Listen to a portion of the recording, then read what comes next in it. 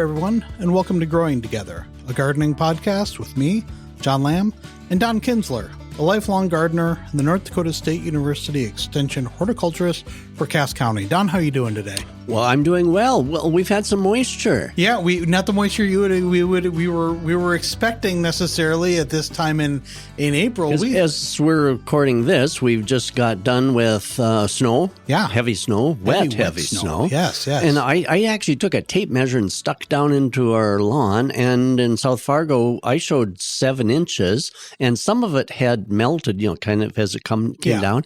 But it laid so nice and evenly on top of everything, not in drifts here and drifts there. But so I see moisture going down in. Yeah. I don't know definitely how much moisture there was in it, but pretty good moisture. It had been a pretty dry spring so far. A nice spring rain might have been preferable. Nice. But we'd been kind of dry, so at least this is going to head down in. And I think for most of the region, the soil had started to thaw. I don't know how far down. I think there's probably some frost in the ground, I'm guessing. But I think the top had thawed enough, definitely. So I think this moisture should be able to go down into the ground without all running off. Well, we are going to talk about soil this week. One question I had for you, though, real quick, before we were just talking about this, because it was such a wet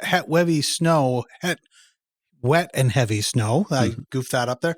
And then also because, a lot of things had been starting to bud out. Do you see this is this going to cause any problems for trees that have started budding out or any of the other things that have started kind of popping up? No, I think everything is still fine. Spring had kind of come somewhat slowly. We hadn't had unusually warm weather yet that kind of forced things unnaturally. So I think trees, shrubs, perennials, I think they are gradually waking up. So I'm not concerned. I did take a look at different evergreens because this wet, heavy snow can be really heavy on branches. But our own arborvitae weren't all splayed apart, bending over like they sometimes do. So I'm hoping everything is going to be okay. That's good. Yeah. So I'm confident. At some point we need to probably talk about when we can really assess how things are waking up, trees, shrubs, perennials, because I'm still concerned that the winter was cold with relatively little snow cover. So I'm seeing black on some of our roses. So at some point when things start to wake up, we should probably do a podcast on kind of how did this winter, how did things fare? Right. But sometimes you don't know that until things actually start to wake up, and then everything's fine, or man, there was some dieback on stuff. And that, talking about that, there wasn't a lot of snow cover, and that it means that there wasn't that kind of insulation to keep the plants yeah, exactly. Because snow is actually a pretty good insulator. I guess that's why people made igloos out of them and lived inside. Without that insulation, it's always a little more iffy.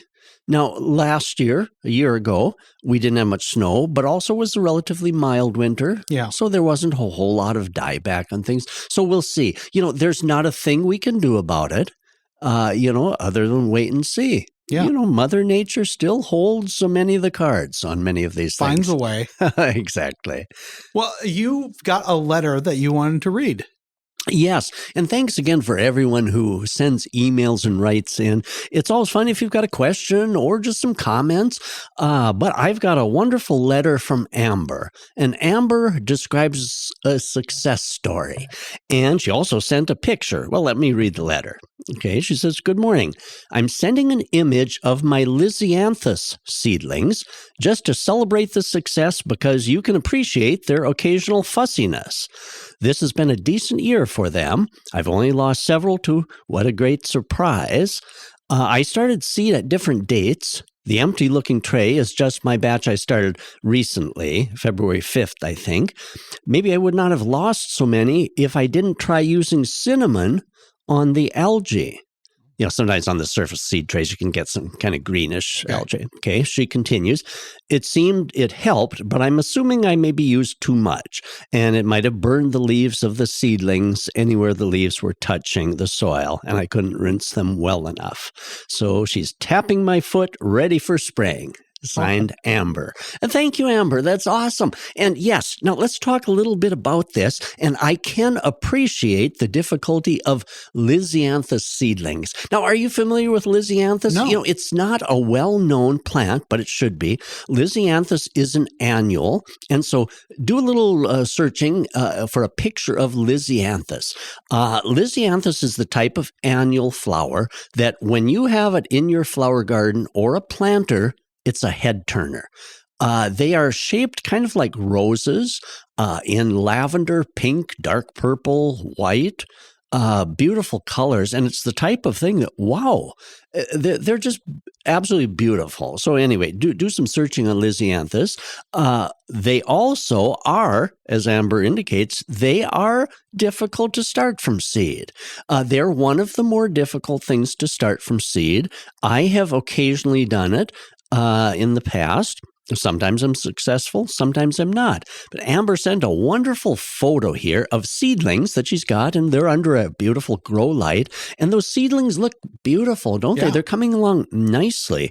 And nice, good husky. I can see that they've got plenty of light. They aren't stretching and getting spindly. A couple of things that make Lysianthus challenging. They have to be started really early. She indicates early February. And that was maybe one of the batches. Maybe some of those, I think she maybe even started a little earlier. So January, February. And they're just tricky to germinate. And some things are like that. I've mentioned I start begonias. Yeah. The seed is like powder. And they're a little tricky too. I start them in January, February. And so I like to have Lysianthus. I buy it from the garden center. Because they've done the heavy lifting for me. You don't have to deal with how I touchy really it is. appreciate Amber and the work she did on those Lysianthus. She's going to have a beautiful flower bed with that. Yeah, really. So again, good job thank you, there. Amber, for sharing the success. That's awesome. It shows us, and of course, like I always say, we're all in this together. That demonstrates that Lysianthus can be grown, seedlings from seed, in home conditions like that under a nice electric light. You know, Amber, if you're listening to this, we ask that keep us posted and send along pictures, and we would love them in bloom. Yes, we would love to see these in full bloom, and maybe we could talk about it again then. Just talk awesome. about the benefit of having, because she's certainly got quite a bit. Quite a few here. So it'll be. There looks like hundreds, couple hundred seedlings, maybe, I'm guessing. Yeah. So it'll be awesome. fun to see those in bloom. We'd love to see a picture of that, and we'd love to hear back from you about how your season is going. Yes, and of course that's one of the benefits of podcasts like this. It shows what can be done. You know, if we share our experiences, it shows, well, if Amber can do this, with some experience, the rest of us can do that too. And now I am motivated. It's too late for me to start now, but I'm motivated. Next January, I'm going to plant Lysianthus seeds. So thanks again, Amber. Are you going to do quite as much as Amber did here? Boy, that would make a nice flower bed. Yeah. I think I'm going to. And Lysianthus, you can order the seed from seed catalogs. It's in mail order seed catalogs. Yeah, I'm motivated. See, I'm already thinking for next year. Well, first of all, we got to get through this year. True. And one of the big things we got to do with this year is we got to make sure that our ground, our soil is in the right shape. And so that's what we're going to talk about today.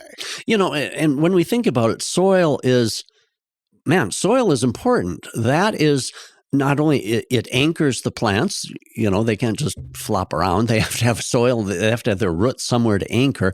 But also that's where most of the nutrition comes from. The roots take up that nutrition out of the soil. And of course, they also have to have air and different things out of the soil and the root area.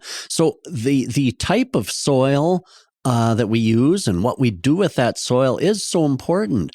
So I think it's great that we take a podcast and just kind of discuss the soil. Now, it's interesting, John, if you're doing a raised bed, now I know you grow vegetables in a raised kind of a water tank type. Yep. And one advantage of that is you can custom make your soil. You can use raised bed type soil, maybe add a little nice sandy loam, make a nice soil like that. So you can kind of customize what you do. For any of us that have in-ground flower beds or vegetable gardens or in your landscape, we're dealing with whatever soil we've got. Right. Whatever soil your situation, your site gave you, that's what we need to deal with. And it may or may not be wonderful. Now, when I grew up, my grandparents had a farm out between Alice and Fingal, North Dakota, ways west of Fargo. Man, that soil was nice and loamy. And I thought everybody probably had soil like that. And I used to read the Form Garden columnist Dorothy Collins. Yeah, as I was growing. Oh, wonderful. She wrote that column for, I don't know, 50 years. Yep. So she was 90s. And I used to hear her talk about the heavy Fargo soil, the clay soil. I thought, well, how bad can that be? Well, then I moved to Fargo and started gardening it. And when you get that heavy clay on your shoe, it's not coming off. Right. It is. So now I understand what Dorothy meant. So other people maybe have a very sandy soil and they have a hard time keeping things moist enough. So when we talk about the soil that we've been given, oftentimes we hear, well, let's amend that soil. That's another one of those wonderful gardening terms, an amendment. Of course, that's not what you add to the Constitution. Right. An amendment. It is an addition, though. Yes, right. It is. It's the addition to the soil to try to improve our soil. So probably few of us are blessed with a natural loamy soil that is just that right blend of kind of sandy, humusy, organic, maybe enough heaviness to keep moisture, workable after a rain. Now, when you say loamy, what exactly do you mean? Because maybe that's a word that people around here who are, or listeners anywhere, who maybe they've heard it, but if they haven't been gardeners before, if they're not farmers, what does loamy mean? Yeah, that's a good question because sometimes garden centers will advertise that they sell loamy soil. Okay, so a loam soil is kind of the gardener's or the farmer's ideal soil. Now, when you talk about when the soil scientists talk about soil, it's made up of three components that any soil has these components. One is clay particles, and one is sand particles, and the other is organic particles. And so a loam soil has just the ideal ratio of those soil particles in it. So it's very workable, it drains well, but also it holds just the right amount of moisture. And so as we vary off of that ideal combination called loam, when we vary off of that, on one end of the spectrum, you have a sandy soil, which has more sand particles, then maybe it dries out. Doesn't hold water. Yeah, it doesn't hold water. On the opposite end of the spectrum, you have soils that have too much of the clay particles and less of the sand, less of the organic. Really hard, and really then it's hard, sticky. it packs, it's gooey when it's wet, and Yeah. it bakes like to a clay pot when it's dry. And so any of our goals, it seems, with our soils that we've been given is to kind of bring them a little more into that loam type of soil. And again, out at our farm, I think and there are technical names for soil. Fargo is technically called Fargo clay. Okay. The soil. Out where my grandparents had their farm, it was called Barnes loam. Again, boy, the reason I loved gardening in that soil was it was loam, Barnes County, loam. And so anyway, that's kind of the soil science briefly as to what we're kind of trying to add things to our soil to bring them closer to that ideal, workable loam type soil. Now, when you say Fargo clay, I would assume that that's kind of up and down the Red River exactly. Valley. That's up and a down product the Red of being River Valley, in the Red River Valley. Heavy clay. So Grand Forks has Fargo clay. Essentially, it's the same makeup. Exactly. There's probably little tweaks to that name. But again, the result of being on the bottom of an old glacier lake, and I guess it needed clay so it would hold water, I suppose, and be a lake. So anyway, that's kind of behind it. So that's why when we talk about amending our soil, it's to improve it, so that plants grow better, so it's a little more workable, and so we kind of go from there. A common question is, of course, okay, what should we be adding? Okay, well, let's talk about our heavy clay soil first. Okay. Common question is, okay, I've got heavy clay soil. Would it help to add sand to it? Okay, and well, if you could perfectly balance everything, the clay plus sand plus organic, you could maybe create loam. But if you just take a heavy clay soil and add sand to it, well, sand plus clay, that's what they use to make bricks. Right. And so it actually makes the soil just worse. And so sand isn't the answer. What is the answer is organic matter.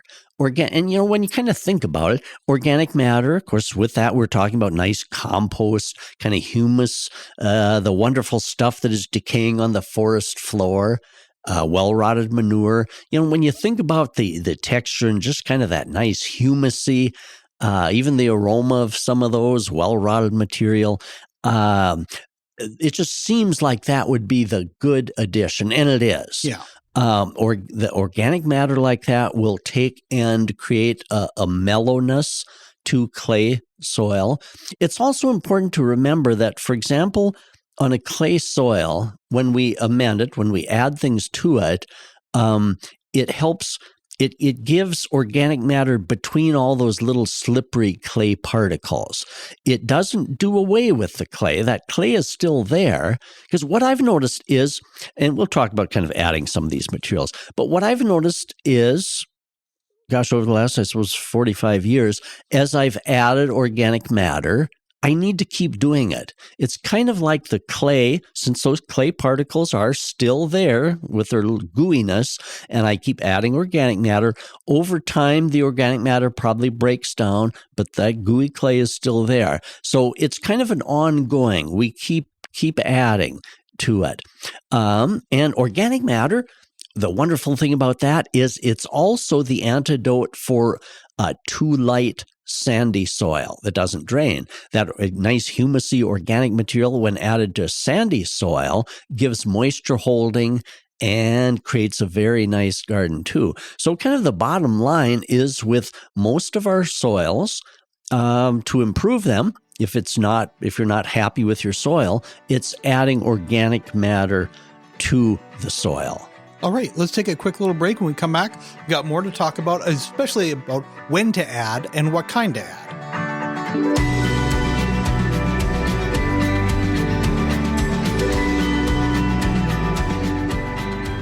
Get 3 months of local news for just 99 cents a month. You'll get unlimited access to the news you need to stay engaged and connected to your community.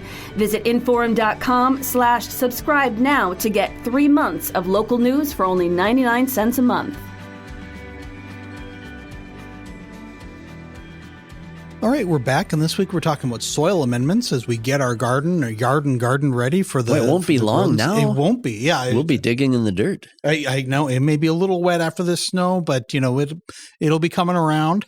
But so we've been talking about kind of amending soil in areas, and let's talk about some particulars, some certain situations and what you want to do. And one of the big ones is that when people add a tree or a shrub, you're making an investment, especially if it's a tree, and it's something that you want to have there for a long time, something that's going to maybe be a little slow growing. So you really want to make sure it works right.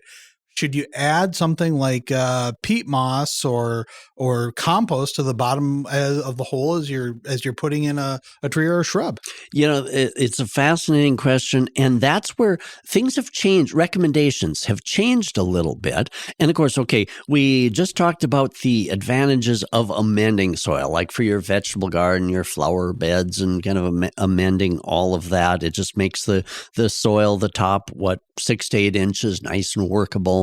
But now, interesting question though, as you say, John, when we dig a hole to plant a tree and a shrub, okay, should we put these beautiful amendments down in that as we're, just like when we amend the rest of our gardens and stuff? And the answer is surprisingly no. And here's why.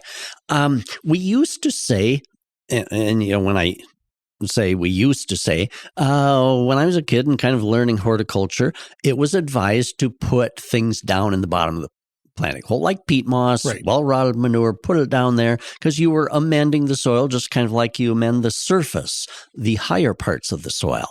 And, well, what they found in research was that amending the bottom of the planting hole made it so favorable for the roots to stay right in that planting hole. Yeah. You know, for example, if you think about our heavy clay soil, okay, you dig your hole to plant the tree, kind of put peat moss down in the bottom, maybe mix it in just a little bit. That tree, after it's planted then and backfilled, that tree isn't stupid. Why should I go out into that heavy clay when I got some nice peat moss right here to stay? And so the roots tended to just circle around and stay in that favorable peat moss and not want to go outward. So that does make sense.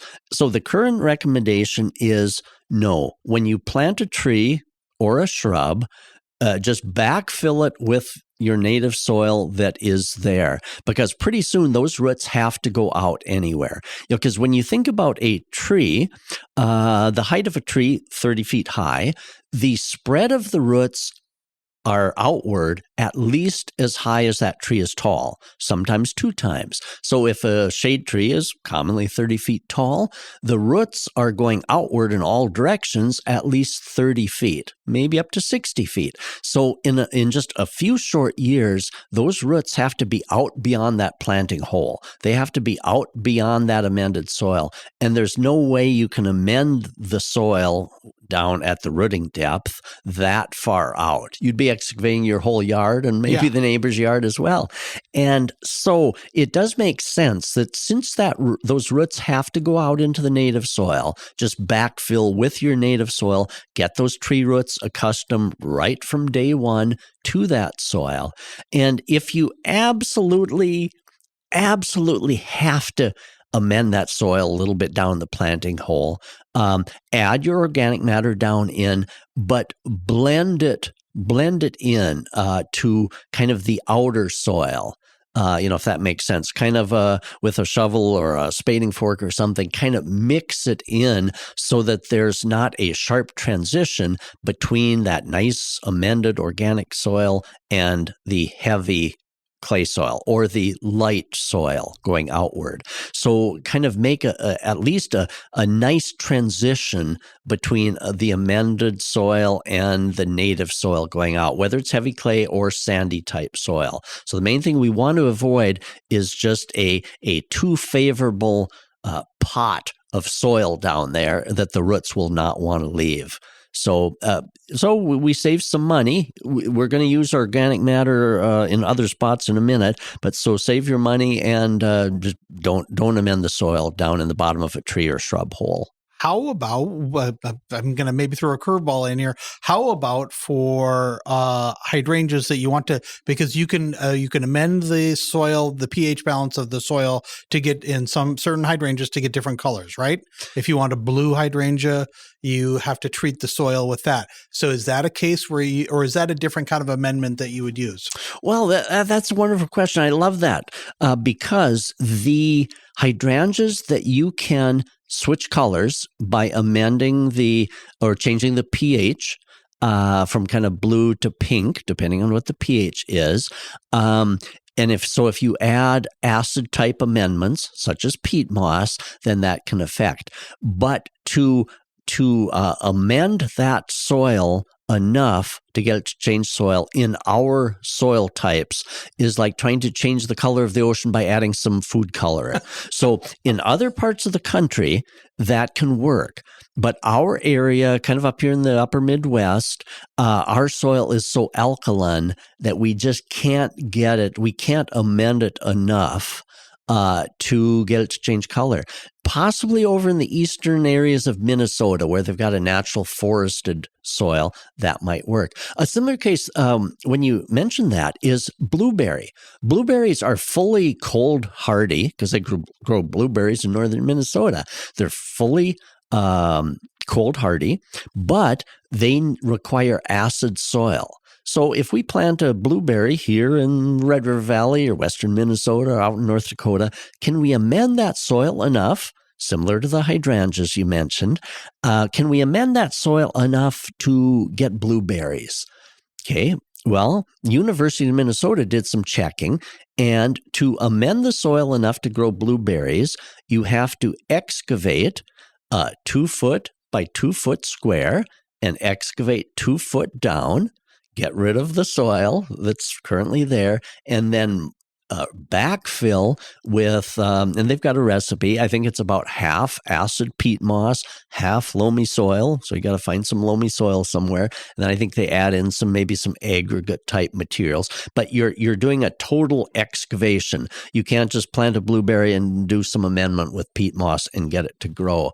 And so also that brings to mind with the hydrangeas, the type of hydrangea that changes color is more related to the florist type hydrangea. It's a different species that's not as winter hardy and not as adapted to our area. So the nice big round Annabelle type hydrangeas with the nice big round white flowers, they're well adapted to our alkaline soils, and also the paniculata types with the pyramid-shaped flowers, they're well adapted. So we don't need to amend that soil at all. It does bring up the point a little bit that I should mention. So even though when planting these shrubs and trees, since the roots have to be out well beyond the amended soil, we can still do a little bit of maybe surface amendment above the root zone. And for example, that will help in heavy clay soil. If you kind of amend the surface with some organic material, that'll help the soil to prevent it from caking and getting so hard.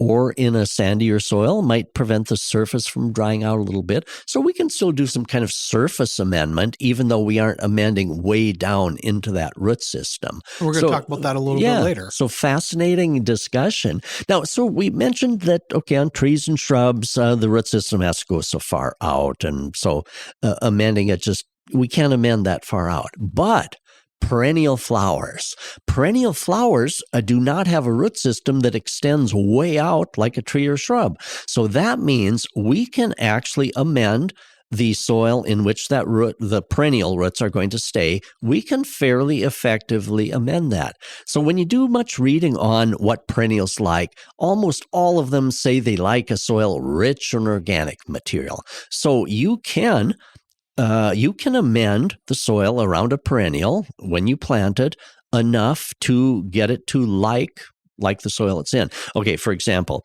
when you go to plant a perennial, the root system on many perennials varies a little bit, but it's probably going to stay within maybe an 18-inch diameter, maybe 2 feet. So they don't go way out.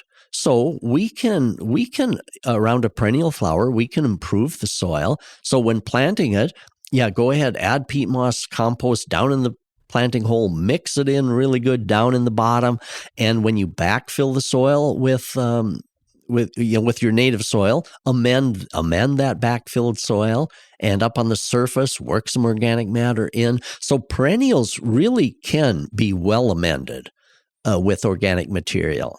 They're really good for that. So if the soil is hard, heavy clay, is there an amendment that will improve the soil, that will add, adding sand, you said really won't, but what can you use? Yeah, let's talk about the types of organic matter, because we mentioned both on the heavy clay and also on the sandy soils. Yeah. We mentioned that organic material is the kind of a cure-all for regardless of what soil type you have. Okay, well, let's talk about those. Okay. Well, peat moss, the bales of peat moss. Peat moss has gotten to be a little controversial because the peat moss bogs, it's a little bit of a finite resource. It takes many, many thousands of years probably to create peat in a bog. So potentially someday we could run out of peat. So there's some controversy as to whether we should be using that a non-renewable resource. But other sites say, there's many, many decades of peat there to be used. So anyway, it is on the market. So I enjoy using peat. I enjoy using all of these types of things. So I enjoy buying bales of peat moss and working that in. It's kind of a nice, kind of a fibrous type material. Fluffs out well out of the bale. So that's one good option. What about city compost from our different municipalities? There's a big caution with using city compost. Because most of the city compost, the big mountains of that are formed, come from grass clippings. And grass clippings oftentimes have herbicide, weed killers on. So when grass is mowed after herbicides are applied, many of the herbicides are long lasting. So the herbicide is on the clippings go to the collection site goes up to the compost place, it turns into compost, and not all of those chemical herbicides break down. So there are many cases of the compost being used, and then all of a sudden your tomatoes are showing herbicide damage, your perennials might be showing damage, peonies. One of the most grotesque looking tomato samples that I've ever received was this last summer. City compost had been added to the tomato planting area, and the tomato fruit looked like something out of an alien movie. Grotesque lumps coming out of it all over, and it was traced to the city compost that had been added. So buyer beware on even free compost like that. We just don't know what is in it. Some of those chemicals are long lasting. Your own grass clippings can be used to create your own compost. If you've applied weed killer to a lawn, make sure you mow at least 3 times and don't collect those. And then you could start collecting the clippings and to be used for your own compost. Manure. Okay, manure, well-rotted manure. When you read old garden books, they almost always say, incorporate well-rotted manure. Well, well-rotted manure isn't common probably as it used to be 100 years ago. When they had horse stables right on the edge of town, horse and buggy, livery stable. Well, anyway, manure has become a little more problematic now because some of the herbicides that are applied to pastures to kill weeds, some of those herbicides actually are long-lasting. They pass through the animal into the manure, and those chemicals can persist in that manure. So horse manure, cow manure can potentially contain herbicide that then when that composted manure is applied to your garden or soil can cause problems there. So it's important to kind of know where, the livestock producer, maybe you won't even know for sure. Maybe he bought hay from somewhere, and that hay was from a pasture that had chemicals on. And so it's hard to track that down. So that's why I enjoy peat moss and some of those things. Another wonderful organic product is coconut coir, COIR, coconut coir. It's renewable because it's made out of the brown husks of coconut. Yep. It's kind of a shredded type material, and we're seeing more and more of that coconut coir being sold as an addition to potting mixes, or even as you can buy bales of it. And so I might mention same thing with straw as manure. Straw can sometimes carry chemicals, so we really do need to be careful of the organic material that we do add in. But those are some of the options that you commonly see. I think that's why home composting is so catching on. Catching on, because you kind of know exactly what you're putting into that compost. I will say too that using manure maybe not ideal if you have dogs. If you have dogs that go outside, I know our dog we found that she really liked digging up the plants that we had just planted that had the manure in them. She smelled it. She wanted to know what was under there. Sure. Yeah. So that's another. Be aware if you've got dogs and if you've got pets. You're mentioning dogs. That brings up the point too. Another question sometimes is, we're talking about manure. What about dog manure or cat manure? Is that a good soil amendment? And the answer is no. The manures that are used and that have always been used for soil amendment, and I mean, using manure goes back thousands of years. And those are all from plant eaters. Yeah. Cows, horses, sheep, chicken manure is another good one. From meat eaters, no.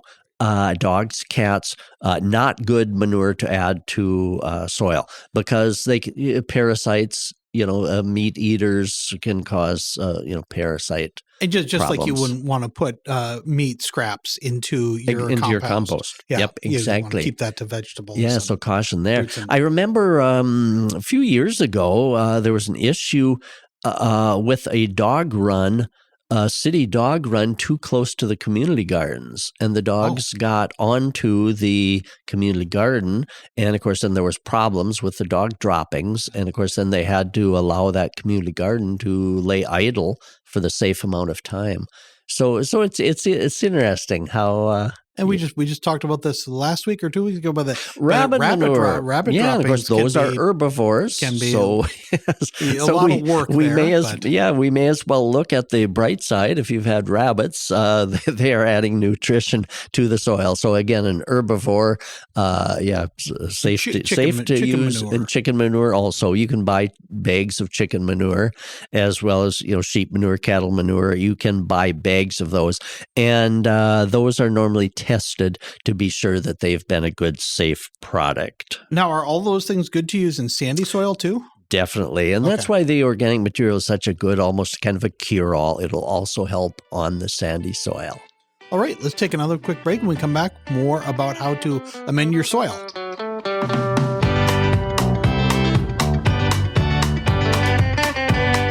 If you're loving this podcast, be sure to check out our full lineup. From news and local politics to sports and true crime, find your next great listen right now at inforum.com/podcasts. That's inforum.com/podcasts. Okay, we're talking about amending the soil, how to make your soil richer, just better for growing. And we talked earlier about that with shrubs and with trees. You don't want to amend the soil. You want to use the soil that is natural to that area. Encourage the roots to go outward instead of staying in their hole. But you said on top of that, above the roots is a good place to amend the soil. And one of the things that I was thinking about is like maybe mulch. Yeah, exactly. Amending the soil is a good transition into the mulches that we put up on top of the soil surface. And when we think about it in nature, there are not many soils that are left uncovered. I suppose in the desert, where nothing is growing, there's not much cover on top of the sandy soil. But in nature, like the forest, the leaves drop and the trees mulch themselves with their leaves, and as those decompose into a beautiful mulch. And so in nature, soil is usually covered. In grasslands, the grass dies, the old stuff kind of deteriorates, and so it kind of creates its own mulch. So if we can mimic nature in that by keeping our soil covered is more beneficial than if we leave the soil open. So let's talk a little bit about mulches. So now around trees, if we talk about trees in the lawn, boy, we could do a whole podcast on the murder of the mystery of the murdered tree. I've done some investigating on trees that have just died way before their time, and sometimes I've detected that the reason they died was from mower injury and string trimmer injury. And so an easy way to prevent that, especially on a young tree, is just to mulch around, a circle around the tree of a mulch. And we'll talk about types of mulches in a minute. But I used to use recommendation, like some universities use recommendation 3-3-3, the rule of 3-3-3, a circle of mulch around a tree, 3 foot in diameter, 3 inches thick of the mulch, and kept 3 inches away from the trunk. We want to keep mulches away from the trunk, otherwise they can rot the tree trunk. So we need air around the tree trunk. But old Professor Neil Holland, in his wisdom, once read my article, and he said, that's nice. But he said a 5-5-5 would be better, because he said if you aim for 5 foot diameter circle, human nature being what it is, maybe you'll get a 4 foot circle or down to 3. He said, if you say a 3 foot, it ends up being a 2 foot. So advise a 5 foot circle diameter. I thought that makes sense. And he said also, if it's only 3 inches thick of mulch, that's going to pretty quick squish down, settle and weeds are going to be popping up. He said the thicker it is, then you'll have less weeds, less grass popping up. So let's go for the 5-inch because that's going to settle and compress a little bit. And then let's keep it 5 inches away. So I've modified that. Yes, the 5-5-5 rule for mulching around a tree. And it's easier to trim around a tree. You don't have to get it right up next to the trunk with your string trimmer. And, with those string trimmers, have you ever trimmed next to a fence or something? Yeah. And then notice, there's all kinds of damage onto that wooden fence. Really nick it. If that was a tree trunk, you've probably killed it by getting that close. And so the benefits of mulches. The other fascinating thing is by mulching around a tree, it keeps the grass from growing on the tree. Now, in a minute, we'll talk too about underlayments, what to put under mulch. But by keeping the grass away from a tree and not growing over the root system of a young tree, the tree will grow faster. Because lawn grass does a couple of things. It's going to sap moisture away from the tree trunk. It's going to use nutrients that could go to the tree roots. And then the other fascinating thing, there is some research that shows that lawn grass actually exudes a chemical that depresses other growth. Oh. Okay, it's kind of in it for itself. And so if it can exude some stuff to keep other things from growing in it, and so there's some research that lawn grass, like Kentucky bluegrass, can have some adverse effect on some other types of plants. There's a lot we don't know about that type of thing, but that kind of makes sense. So again, mulch around young trees especially. A big old established 30-year-old tree isn't going to need mulch around it, but young trees especially. And so most of our other plantings, shrubs or perennials, we mulch the whole thing. Yep. Instead of individual circles of mulches around a perennial or around a shrub, you're usually mulching the whole thing. Like the landscape around a house, the shrubs and things, you're usually mulching the same thing. So let's talk about rock mulch. Rock mulch isn't very plant friendly for a couple of reasons. One is it weighs. When I lift a 5-gallon bucket of rocks, there's a lot of weight on that. And so even spread out a few inches thick, that really weights the soil down. And on a heavy clay soil, it can compress that soil. And roots don't like being compressed like that. And also in summer's heat, that rock really heats up and retains the heat, and plants don't like that. Most plants prefer to have their roots a little cooler than what rock would do. So rock isn't really a Mother Nature's friendly, except I suppose out in the desert somewhere or on the rocky cliffs somewhere. So rock mulch, there are reasons, commercial applications where maybe rock mulch, is longer lasting. It won't decay, but weeds grow in rock mulch too. Have you ever seen a business that went out of business and rock mulch, and in the course of 1 year, there's weeds growing up all over through the rock mulch? Yeah. So rock mulch isn't definitely a weed barrier. That requires maintenance too. And so a much more plant-friendly mulch is a natural type. I like shredded wood product. Now, a few years ago, you would see more bark chunk mulch, bags of bark chunks, but that was notorious for floating around in the rain and blowing. But the shredded wood products, and you can get those bagged or bulk, that material nests together. It meshes together well, so you really aren't bothered much with blowing or floating away of it.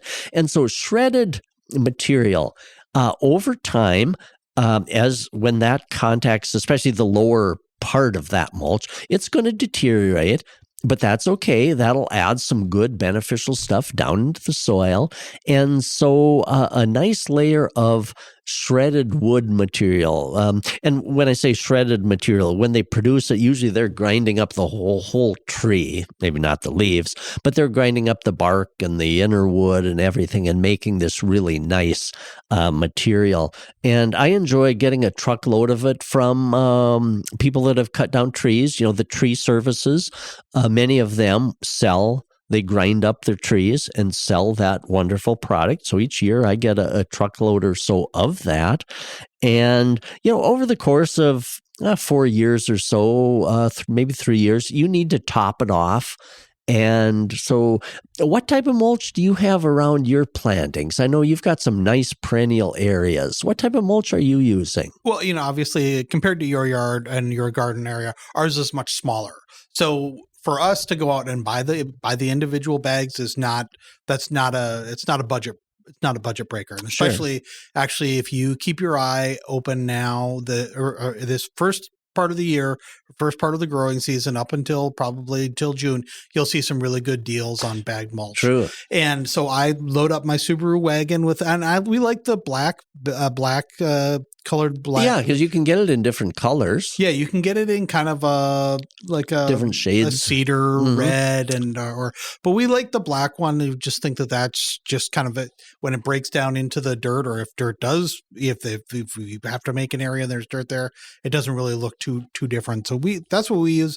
We really like it, and we've become kind of more and more proponents of that, where all the way through our beds we use that. It's not just, like you said, not just around the base of the plant. It's all the way through as a good cover, and we view it as a nice contrast. It makes the lawn, kind of it's a pop a little bit more, and when the flowers come out of it too, they pop against that black. Yeah, and another interesting question for any of us that use mulch like that. What do you put underneath? What type of an underlayment do you use? Do you use the landscape fabric or not? Now, for most shrub landscapes around a house, landscape fabric has become kind of the norm. In the old days, it was actually plastic. Yeah. Plastic and rock was the norm, but we've advanced from there. Plastic just doesn't breathe, and so that ended up being kind of a poor underlayment. So landscape fabric that kind of allows the moisture to permeate and allows some air exchange, landscape fabric became the norm. And for many shrub-type plantings around a foundation, where you're not going to be digging and monkeying with it, landscape fabric works very, very well. And but in a perennial garden where you're digging, dividing every so often, maybe adding some more, I found that the landscape fabric can be kind of a nuisance. It's a big nuisance. In our yard, we've had to. The previous owners had some really nice, service berries, bushes, some things like that, and they used a lot of peat rock in areas. And we decided that we wanted to have more of a lawn for our dogs, so we pulled it up, and under that peat rock was landscape fabric, and it's a pain in the butt to pull up. I've worked with it in garden spaces too, and when you come across it, you want to cut it. You want to make an X to put a plant in there. That is not as easy as it seems. That takes a little bit more work to cut that stuff, and then you've got these ragged edges. It's if you are going to be in an area where you're going to keep periodically putting in new things, pulling things out, maybe moving stuff around, our experience has been we just do the mulch. Yep, exactly. And so in our perennial garden too, I avoided landscape fabric. And again, around a house foundation and things where the shrubs are going to stay put, then I think that has its place. But now it's interesting. On our perennial gardens, the area that we moved to, it'll be 9 years ago this summer, had a lot of weeds. Canada thistle, quackgrass, lots of tough weeds. And I was a little concerned that if I used the layer of mulch, I was afraid that those weeds were going to be popping up through. And yet I didn't want to use landscape fabric. And so what I use is cardboard underneath. Cardboard well overlapped. If it isn't well overlapped, the thistles will find their way in between they'll have a way of twisting and turning in through the laps if they aren't overlapped enough. But cardboard laid right on the soil, and then the mulch put on top of that. The cardboard gives some teeth to weed control, and I found that it will smother out the weeds, quackgrass, thistles, and other perennial type weeds. And over time, it just disintegrates into good kind of mulchy type material. In fact, after 3 or 4 years, when I've kind of investigated out, you can't see the cardboard anymore. So avoid colored cardboard. Avoid any cardboard that looks like it kind of has a plasticky coating on. Okay. You know, some Like of it is computer boxes or TV exactly. boxes, things yeah, like they that. kind of look like They're a they've little got waxy, lots of color. Yeah, exactly. So go for just the plain old brown cardboard corrugated boxes. Yeah. And so that's what I use. And then a nice layer, I don't know, 4 inches, maybe up to 5 inches of shredded bark, shredded wood on top of that. And that seems to work quite well. And so then, of course, you can what I do is I plant the plants first, like in a new area. Plant the plants first, and then you can situate the cardboard around it. And then before the neighbors see and think you're crazy, Yes. cover it with mulch, or before the wind blows the cardboard away, get the cover of mulch on top of it. And then when it goes to dig and divide things, that cardboard is very workable. If it hasn't disintegrated, it's easy to cut, and it's easy to dig a new hole. If the spot is covered with cardboard, it's pretty easy just to cut that up, or it's already getting kind of soft and easy to just kind of pull it away. And so that has seemed to work quite nicely. And then when it comes time, I'm at the point now I need to kind of add another layer onto some of these planting beds. If weed control isn't an issue, I'm just adding another layer of the shredded mulch. In areas where it seemed like those thistles just wanted to kind of resurface, I'm going to put another layer of cardboard right over the old stuff, put another layer of cardboard, and then remulch that. But I found that's been quite a workable area. On the south side of our house, it's an area, and when we moved in, it was Lily of the Valley and Snow on the Mountain rather. And it was nice, but now we've realized, well, that's an area that we could use, that maybe we want to do something different with that. Maybe we want to put in something else there. We want to make it more of a usable area. So we are going to do that this year. We're going to smother that out with cardboard and mulch on top of it. And we'll put in plants, or we'll put in some potted plants over there, just to kind of, so it doesn't look like a big black, just kind of a barren area. We will put something in there to give it some appeal. But that's something we want to do this year. Yeah, good. Awesome. Yeah. And so kind of a great discussion on these things, mulches, and how to kind of work with our soil. How about mulches on vegetables? Do you put mulch in your vegetable garden? Oh, yes. Yes. How do you In do fact, that? I'm working more and more towards that because, again, as we discussed, in nature, there are very few soils that are uncovered. And so in our vegetable garden, instead of having half the soil in between the rows and everywhere uncovered, I'm working more towards, as many gardeners are, mulching over that surface, both to keep the weeds out and to conserve moisture. So what I'm using is I'm collecting the grass clippings, again, that have had no herbicide, but I'm collecting those, let them dry a little bit, maybe put them in a pile, and mix it around good so it doesn't start molding, and then using that as a handy mulch over the vegetable garden. And so, even in the vegetable garden, it seems keeping the soil kind of bare isn't the way to go anymore. I used to kind of enjoy a clean cultivated garden, with the soil in between rows, nice and clean and cultivated. But of course, that lets the moisture escape. Yeah.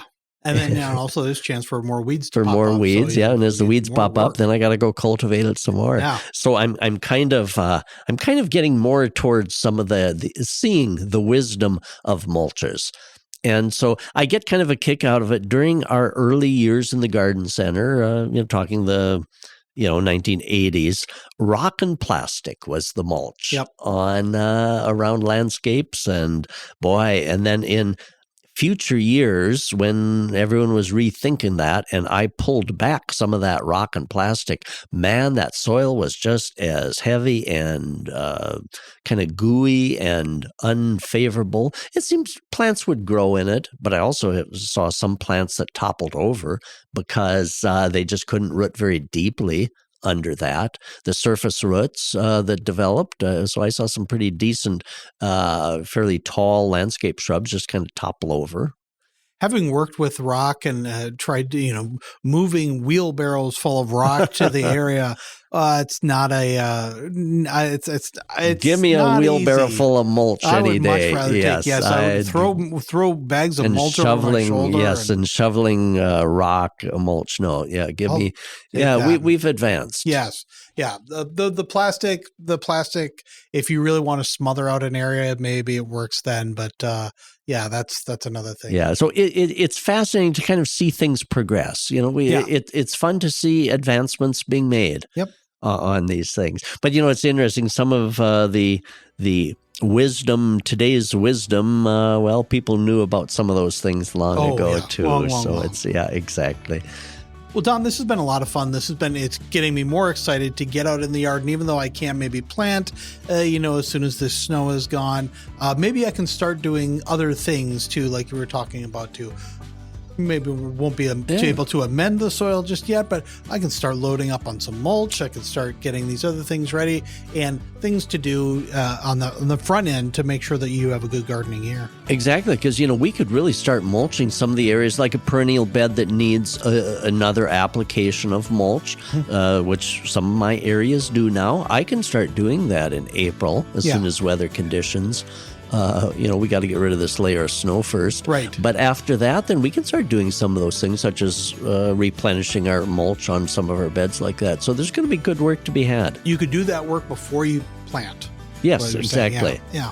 Yep, exactly. Good. Well, so if people have more questions for you, or people have more, they want to share their process here, like this, the question you had earlier, what's the best way to reach you? Yeah, send me an email, donald.kinsler, that's spelled Kinzler, donald.kinsler@ndsu.edu. And it's great to hear from everyone.